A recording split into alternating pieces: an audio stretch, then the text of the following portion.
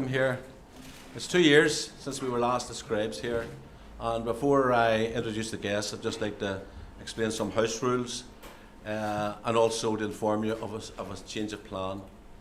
On Tuesday night, I received a text message from John Carson telling me that her father had suffered a massive stroke and that they were going to the ICU in the hospital to be at his bed. And then yesterday, I received another text from John to say that her father had died during the night. And John was really looking forward to doing Scribes and signing books. Should there be a fire alarm goes off, his fellow staff will show you the emergency exits, where you come in, and at the back door there leads you into the side street. And also, out of courtesy to the readers, would you put your phones on silent or switch them off? The event has been live streamed, so as well as ourselves, I'd like to welcome the online viewers around the world for what will be a great event. It's my Auntie Margaret in Florida, who haven't seen me since 1970. I haven't changed a bit. I'd like to thank our venue hosts, the Rock Bar and their staff, and I'd particularly like to welcome back our sound man, who is one sound man, Billy McGarrity.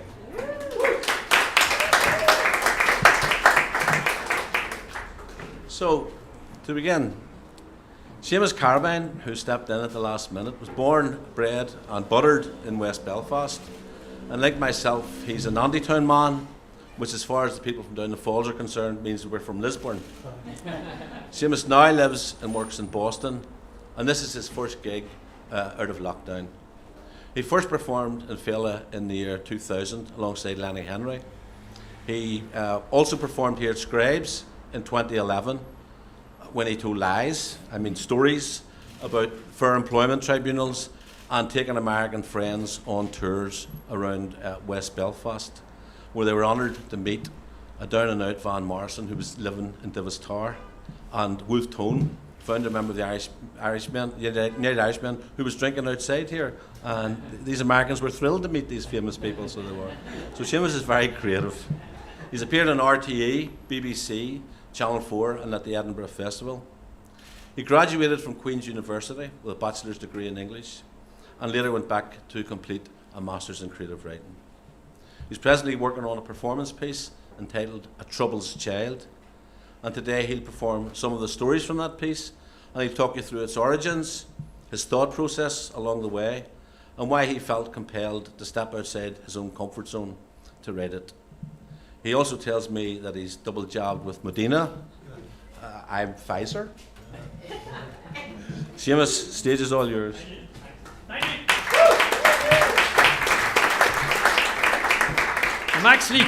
I'm actually doing this on an iPad, so I've noticed that the glare from the iPad darkens these glasses. So by the end of this, I'll probably look like a UVF brigadier.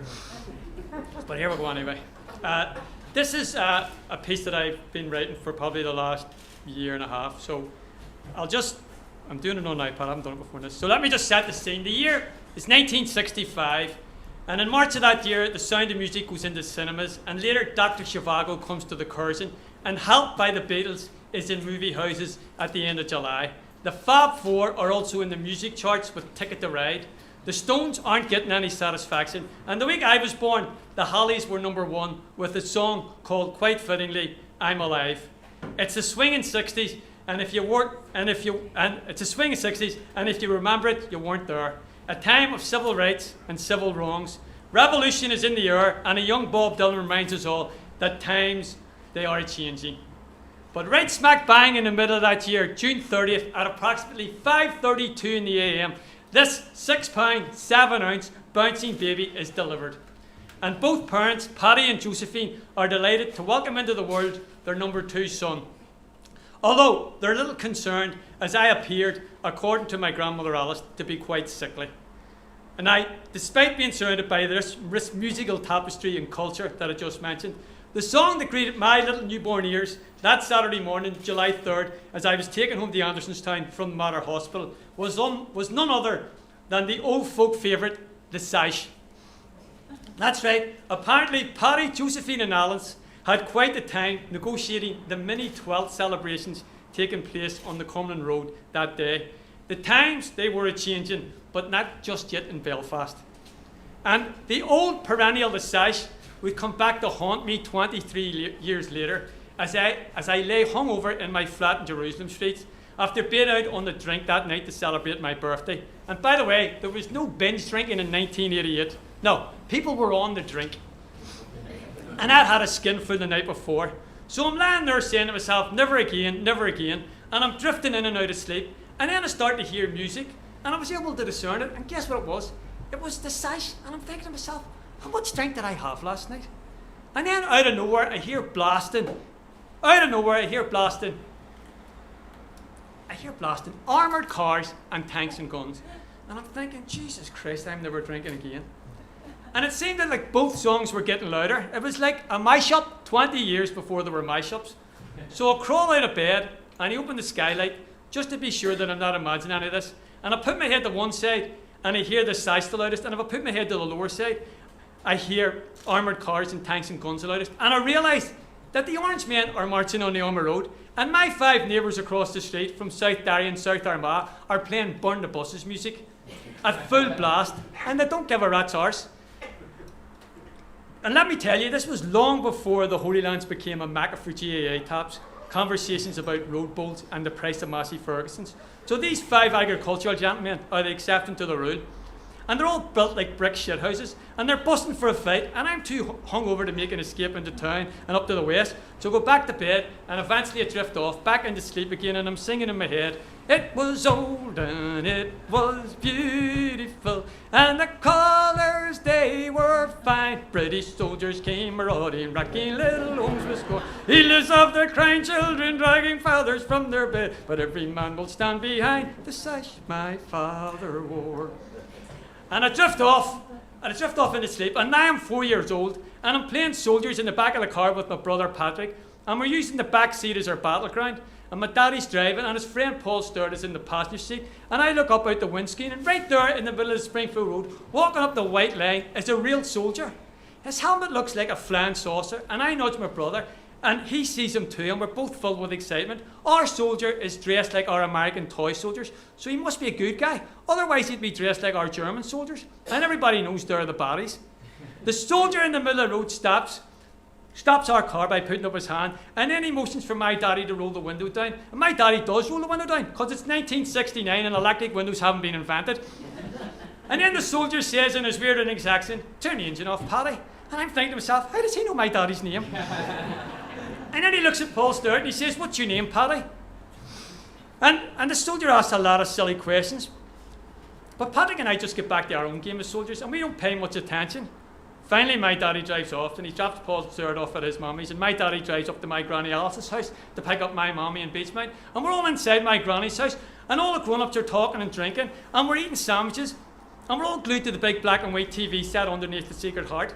And on the TV screen, women are making tea and sandwiches for soldiers, just like the one who stopped us 20 minutes ago. And Granny Alice takes a gulp of her tea, wipes her mouth with a hanky, she keeps up her sleeve and she says, give him nothing or we'll not get rid of him. He shouldn't be here in this country. This is Ireland. Remember what the black and tans did? And all the grown-ups nod in agreement. And eventually my mummy and daddy gather us all up before it gets dark, and we head back up to Andrewstown. And now I'm 5, and I'm being shaken, and it's late at night. And my mother's in our bedroom, she's carrying a new baby, and she says we'll have to go downstairs. And I'm rubbing my eyes, saying why? And she says the soldiers want to count us. And I say, why? Have they run out of fingers? And I'm 5 and I'm cracking jokes, who knew? So we'll go downstairs, and there are 2 big soldiers in the hall. One has a radio on his back, and the aerial almost touches the ceiling. And we'll go into the living room, and my father's surrounded by 4 big soldiers. And as we enter, he tells the soldier with a pencil and paper who each of us are, and the soldier writes it down. And all the soldiers have black polish on their faces, and I'm scared. And now I know why my granny said we shouldn't give them tea and sandwiches. And now my father is spelling out our surname out loud for the soldier with a pencil and paper who writes it down. And then he goes into the hall, and I hear the crackle of the radio, and I hear him say, Patrick, this is Downton Abbey. I hear him say, Patrick Malachi, Josephine, Patrick Joseph, Seamus, and Stephen Carabine. Carabine, Charlie Alpha, Romeo Alpha, Bravo, India, November, Echo. So now I'm 6, and I'm playing in my granny's entry in Beachmount. And I hear the sound of feet, and I look up and I see 2 men run past me, and they're both cradling rifles in their arms, the way my mother cradled Stephen the baby. So I run inside. So I run inside, and I'm running out of breath. I'm running out of breath as I tell my granny what I've seen, and she listens and she nods, and she quite calmly takes my 2 hands, and she leans in and she says softly, there were no men, there were no guns. And I say, but Granny, they were, I seen them with my own eyes. And she repeats what she just said, only a little firmer. There were no men and there were no guns. And then I remember something she'd said to me a little while back. I says, Granny, you can watch a thief, but you can't watch a liar. Remember you told me that? And that's the truth, Granny. And I begin to repeat, there were two men, and she puts her finger on her lips and she stops me and she goes, Seamus, there's telling the truth and there's being an informer. There were no men, there were no guns. And I go back out there and play.